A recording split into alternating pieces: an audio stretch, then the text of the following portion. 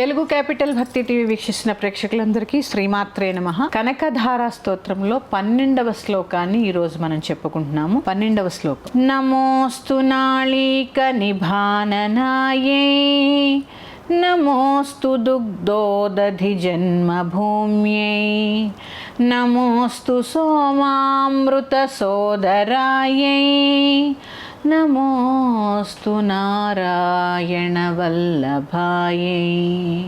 ఇందాక శ్లోకంలో పురుషోత్తముడి భార్య అయినటువంటి పుష్టిదేవికి నమస్కారం అని చెప్పుకున్నాం. ఇక్కడ నారాయణ వల్లభకి నమస్కారం అని చెప్పుకున్నాం. అంటే ఇక్కడ అదే చెప్తున్నానండి, అమ్మ ఎంత ఐశ్వర్యం ఇచ్చినా దాన్ని మన దగ్గర ఉంచాలి అంటే ఆయన శరణు కావాలి. స్థితికారకుడు కదా, స్థితిని ఎప్పుడు ఆయన చూస్తూ ఉండాలి. కలియుగంలో ధనాన్ని అడగ్గానే ఇచ్చేవాడు ఆ కలియుగ దైవం వెంకటేశ్వర స్వామి, ఎటువంటి సందేహం లేదు. అవునవును. అలాంటి తల్లి ఆయన దగ్గరే ఉంటుంది కాబట్టి ఆయనే మన యోగ్యతను బట్టి మన దగ్గర ఉంచుతూ ఉంటాడు. ఈ శ్లోకానికి అర్థం తెలుసుకునే ప్రయత్నం చేద్దాము. నమోస్తు నాళీక నిభాననాయై. పద్మము వంటి ముఖము కలిగిన మంగళదేవతకు నా నమస్కారములు. చూడండి, లక్ష్మీదేవి అంది ఎంత శ్రద్ధ ఉండాలో చూడండి, ప్రతిదానికి ఒక నమస్కారం. తర్వాత నమోస్తు సోమామృత సోదరాయి. పాలకడలిని తన జన్మస్థానముగా చేసుకున్నటువంటి ఆ తల్లికి సోమామృత సోదరాయి, ఆ శివుడికి చెల్లి అయినటువంటి ఆ తల్లికి నా యొక్క నమస్కారము. సోమామృత సోదరాయి, అమృతనాథుడు కదండి ఆయన, అమృతేశ్వరుడు. అందుకే గరళాన్ని కంఠంలో దాచుకొని మనకేం చేస్తాడు, ఐశ్వర్యాన్ని ప్రసాదిస్తాడు, అమృతాన్ని ప్రసాదిస్తాడు. వీళ్ళిద్దరూ ఇప్పుడు నమోస్తు సోమామృత సోదరాయి. అవునండి. ఆ సోముడి యొక్క చెల్లెలు ఈవిడ. ఐశ్వర్యం అంతా శివాధీనం. అక్కడి నుంచి చెల్లికి ఇస్తాడు. వీళ్ళ యోగ్యతను బట్టి నువ్వు అమ్మా అని చెప్పి ఇస్తాడు. ఆవిడేం చేస్తారండి, మళ్ళీ మధ్యలో కుబేరుడు ఉంటాడు.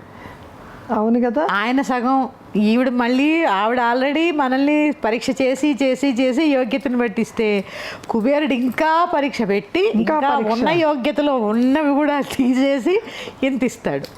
ఆ ఇంత ఇచ్చిన దాన్ని నారాయణుడు ఏం చేస్తాడు తెలుసా అండి, మళ్ళీ మనం దాన్ని సరిగ్గా యోగ్యతగా ఖర్చు పెడితే మొత్తం లాగేస్తాడు. అయ్యయ్యో. అందుకు నేనండి పూర్వం కూడా సంపాదిస్తాం తేలికే, నిలుపుకుంటాం చాలా కష్టం అని ఎప్పుడు చెప్తూ ఉండేవాళ్ళు పెద్దలు. చాలా కష్టం అండి, చాలా కష్టం. అందుకే ఇక్కడ అదే ఆ నిలుపుకునే శక్తి మనిషి కావాలంటే శక్తి ఇచ్చేవాడు నారాయణుడు. ఐశ్వర్యాన్ని మొత్తం శివుడు కూడా ఇస్తాడు కదా, ఐశ్వర్యాన్ని శివుడు కూడా ఇస్తాడు. ఐశ్వర్యాన్ని ఇచ్చేదే శివుడు, నిలిపేది మాత్రం నారాయణ. అంటే స్థితికారకుడు ఆయన, నిలిపేది మాత్రం ఆయన. అందులో ఎటువంటి డౌట్ లేదు. అందుకని ఇక్కడ అదే నమోస్తు సోమామృత సోదరాయ. ఐశ్వర్యం అంతా అన్నా చెల్లెల దగ్గరే ఉంది. అందుకే ఆయన ఏం చేస్తాడండి, విభూతి అంటే సంస్కృతంలో సంపద. వాళ్ళంతా రాసుకుంటాడు, సంపద అంతా నా దగ్గరే ఉంది, చివరికి మిగిలేదు ఏం లేదు, అది కూడా బూడిదైపోతుంది. నాకు ఒక డౌట్ వచ్చిందండి, ఈ అన్నా చెల్లెల మధ్యలో కుబేరుడు ఎందుకు వస్తాడంటారు? అంటే కుబేరుడికి వరం అమ్మ. ఎందుకంటే ఆ కుబేరుడికి ఇచ్చిన వరం, కుబేర అంటారు, లక్ష్మి, శివుడు ఇచ్చినటువంటి వరం. అందుకే ఐశ్వర్యం అంతా లక్ష్మీదేవి దగ్గర ఉన్న ఆయనేమో ఖజానా అధిపతి అంటారు. ఖజానా అధిపతి అనుకోండి కుబేరుడు. ఇప్పుడు ఐశ్వర్యం అంతా ఆయన దగ్గర ఉంది, శివయ్య దగ్గర. బంగారమే ఆయన వల్ల కదా తయారైంది తెలుసా మీకు. ఐశ్వర్యం అంతా ఆయన దగ్గరే ఉంది. ఆయన చెల్లికి ఇచ్చాడు, అమ్మా నువ్వు నేను నా దగ్గర ఇదంతా ఉంది, జనాలకి ఇచ్చే బాధ్యత నీది అని ఆవిడ నియమించారు. ఆవిడేం చేసింది, నేను ఎక్కడైనా వాళ్ళ యోగ్యత సరిగ్గా చూస్తానో చూడనో అని కుబేరుడిని పెట్టుకుంది. ఖజానాధిపతి కింద పెట్టింది.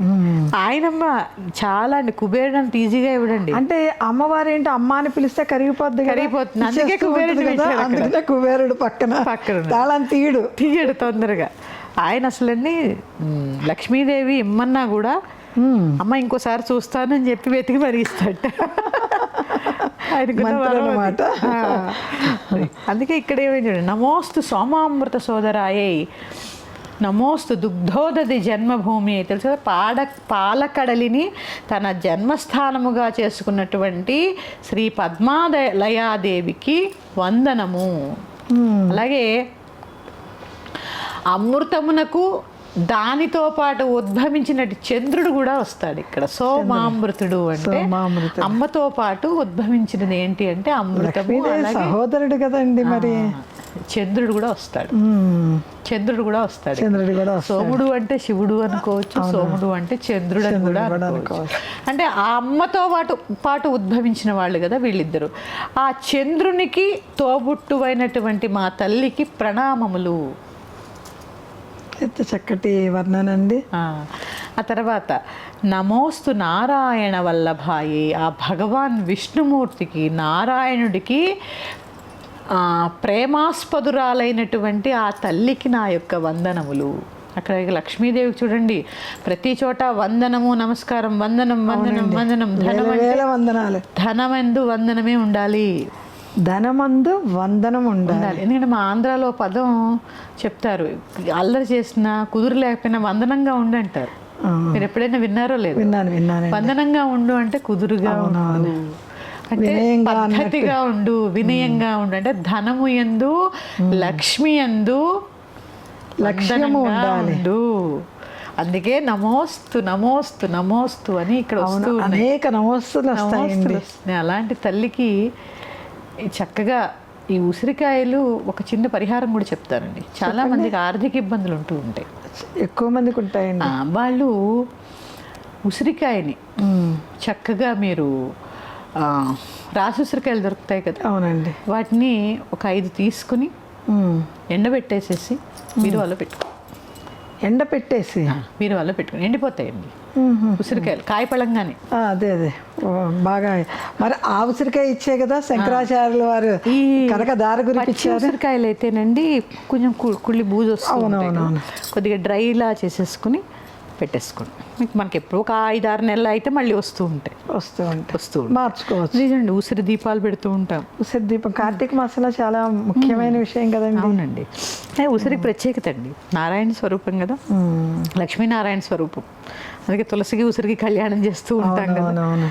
ఈ 5 ఉసిరికాయలను తెచ్చుకుని చక్కగా కొద్దిగా డ్రై చేసేసుకుని బీరువాలో పెట్టేసుకోండి. చక్కగా దానికి రోజు ధూపం వేస్తూ ఉండండి. ప్రతి శుక్రవారం పౌర్ణమి చక్కగా. అంటే ఏదైనా చిన్న చిన్న ఆర్థిక ఇబ్బందులు ఉంటే తొలగిపోతాయి. ఏమండి, వందల వాళ్ళకి వందల ఇబ్బంది, లక్షల వాళ్ళకి లక్షలు, కోట్లు. ఎంత చెట్టుకి అంత గాలిగా, ఎంత చెట్టుకి అంత గాలి. ఆర్థిక ఇబ్బందులు ఎప్పుడూ ఉంటూనే ఉంటాయి.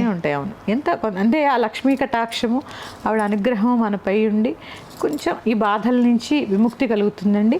మరి యొక్క శ్లోకంతో మీ ముందుకు వస్తాను. శ్రీమాత్రే నమః.